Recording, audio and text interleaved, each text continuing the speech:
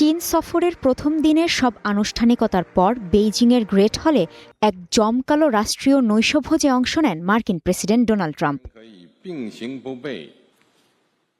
এই নৈশভোজে ট্রাম্পের সাথে ছিলেন মার্কিন পররাষ্ট্রমন্ত্রী মার্কো রুবিও সহ অন্যান্য মার্কিন শীর্ষ কর্মকর্তারা। তাদের স্বাগত জানাতে চীনের পক্ষ থেকে ছিলেন প্রেসিডেন্ট শি জিনপিং, পররাষ্ট্রমন্ত্রী ওয়াং ই সহ অন্যান্য চীনা শীর্ষ কূটনীতিকরা।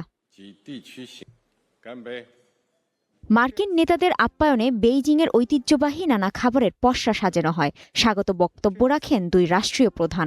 নিজের বক্তব্যে চীনের দারুণ অগ্রগতির কথা তুলে ধরেন প্রেসিডেন্ট শি। পারস্পরিক সাফল্য বয়ে আনতে যুক্তরাষ্ট্রের সঙ্গে একত্রে কাজ করার কথাও জানান তিনি। পারস্পরিক সহযোগিতা থেকে চীন ও যুক্তরাষ্ট্র উভয়ই লাভবান হবে, আর মুখোমুখি অবস্থান উভয়ের ক্ষতির কারণ হয়ে দাঁড়াবে। তাই দুই দেশের প্রতিদ্বন্দ্বী নয়, বরং অংশীদার হওয়া উচিত। আমরা উভয় পক্ষই কৌশলগত স্থিতিশীলতার ভিত্তিতে গঠনমূলক সম্পর্ক গড়ে তোলার বিষয়ে একমত হয়েছি। বিশ্বে আরও শান্তি, সমৃদ্ধি ও অগ্রগতি আসবে। বক্তব্য রাখেন মার্কিন প্রেসিডেন্ট ডোনাল্ড ট্রাম্পও। চীন যুক্তরাষ্ট্র সম্পর্ককে বিশ্বের সবচেয়ে গুরুত্বপূর্ণ দ্বিপক্ষীয় সম্পর্ক হিসেবে উল্লেখ করেন তিনি।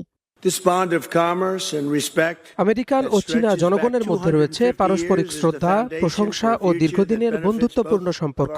চীন যুক্তরাষ্ট্র সম্পর্ক বিশ্বের সবচেয়ে গুরুত্বপূর্ণ দ্বিপক্ষীয় সম্পর্ক। তাই দুই দেশকে সহযোগিতা জোরদার করে বিশ্বের জন্য আরও ভালো ভবিষ্যৎ গড়ার লক্ষ্যে কাজ করতে হবে।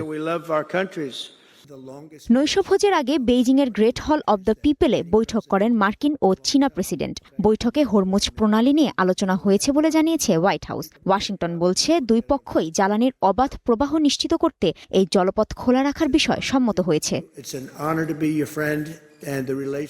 হোয়াইট হাউসের দাবি, প্রণালীতে সামরিক বাহিনী মোতায়েন ও টোল আরোপের বিষয় বিরোধিতা করেছেন প্রেসিডেন্ট শি।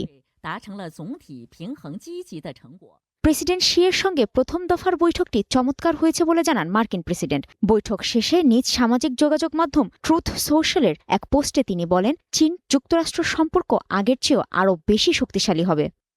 2 বছর আগে আমরা সত্যি একটি পতনশীল জাতিতে পরিণত হয়েছিলাম। এ বিষয়ে আমি পুরোপুরি প্রেসিডেন্ট শি জিনপিংয়ের সঙ্গে একমত। কিন্তু এখন যুক্তরাষ্ট্র বিশ্বের সবচেয়ে শক্তিশালী ও আলোচিত দেশে পরিণত হয়েছে।